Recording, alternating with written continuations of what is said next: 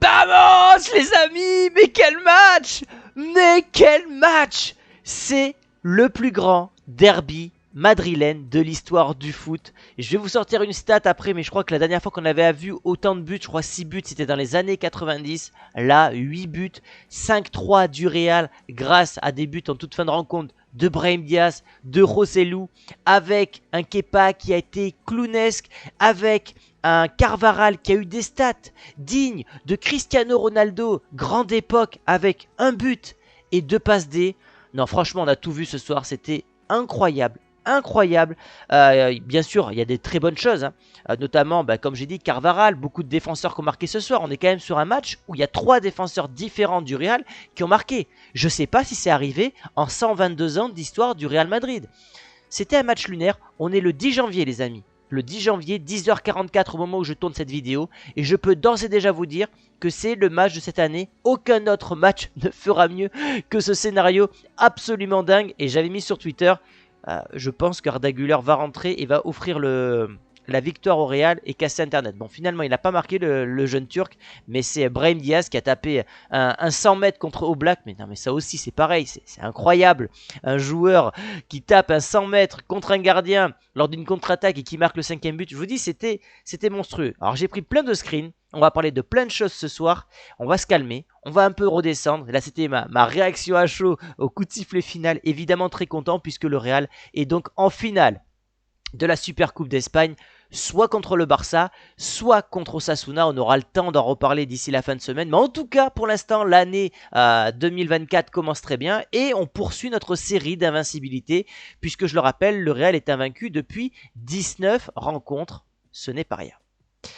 Bon, au niveau de la compo, on va passer, c'est pas important pour aujourd'hui, j'ai pas envie de parler de ça. Une petite stat quand même, c'est qu'Ancelotti égale Zidane et devient donc le deuxième entraîneur le plus capé de l'histoire du club, derrière Munoz qui sera à jamais battu. Comme je disais tout à l'heure, voilà, 1990, c'était la dernière fois qu'un derby de Madrid avait vu au minimum 3 buts pour les deux équipes.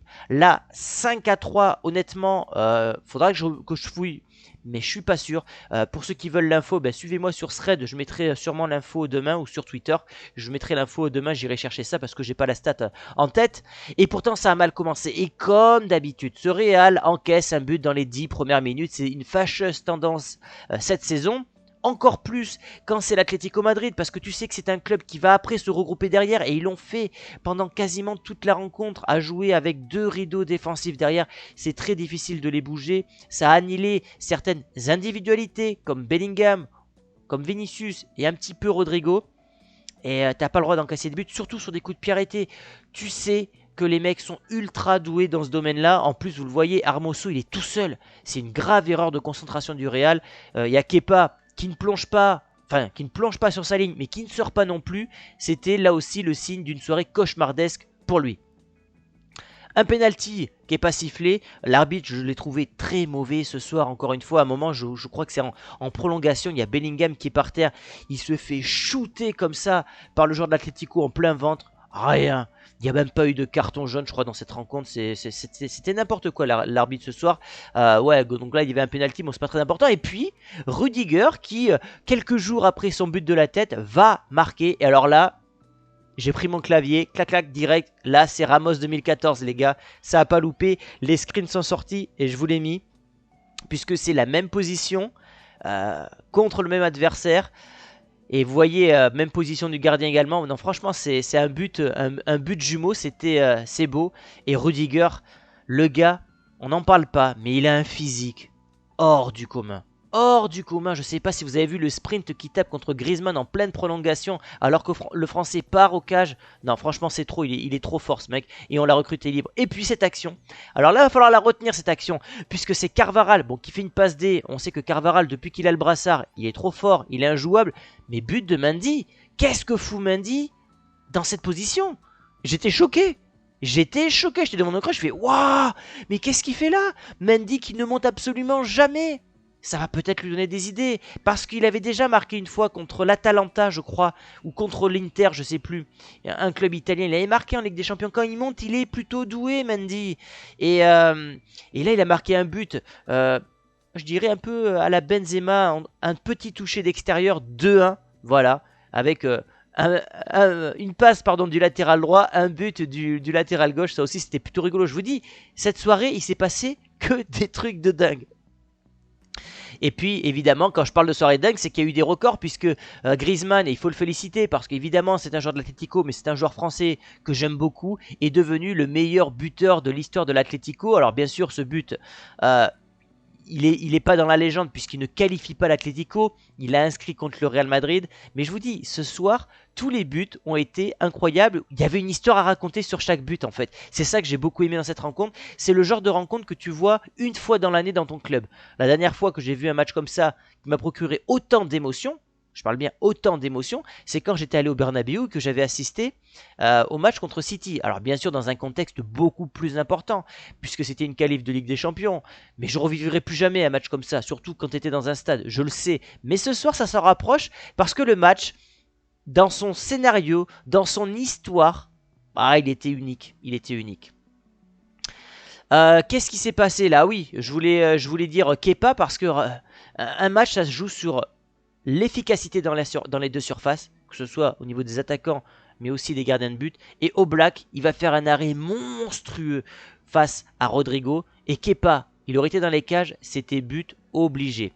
Alors Kroos, petite slide de Kroos, parce qu'il a été sifflé, j'ai pas compris pourquoi, vous allez me le dire dans les commentaires.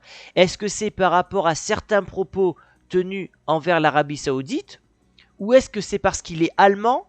Je vous dis ça pourquoi? Parce qu'il y a eu un hommage au décès de Beckenbauer en début de rencontre, et cet hommage a été sifflé par les Saoudiens. Alors, est-ce qu'il y a des antécédents entre l'Allemagne et l'Arabie Saoudite? Je ne suis pas assez calé en histoire pour vous donner cette réponse, mais en tout cas, si quelqu'un a l'explication exacte pourquoi Kroos s'est fait siffler, pourquoi je rigole, c'est parce que en toute fin de rencontre, t'avais Kroos qui se faisait toujours siffler parce que les mecs n'ont pas lâché. Ils ont sifflé Kroos pendant 1 heure, les mecs ils lâchaient pas. Et quand Kroos avait la balle et qu'il a filé à Arda Güler, il y avait la bronca et des applaudissements pour Arda Güler. Enfin, ça n'avait ni queue ni tête. Ça n'avait aucun sens. Et puis, regardez-moi ça, ce clown. Ce clown de Kepa qui, je vous le dis ce soir, parce que je rigole depuis tout à l'heure, je suis dans la bonne humeur, je suis dans la réaction à chaud, je vous le dis, il a perdu sa place de titulaire. Et en plus de ça, le Real va prolonger Lounine et va se séparer de Kepa. Parce que ce qu'il a proposé ce soir, c'est que des mauvais choix. C'est que des ballons relâchés. C'est un but sur Griezmann. Si tu mets Courtois à la place, Courtois l'arrête. En fait, il a rien fait de bien. Donc on verra les notes en fin de rencontre. Mais moi, je lui mettrai un 3 ou un 4 largement.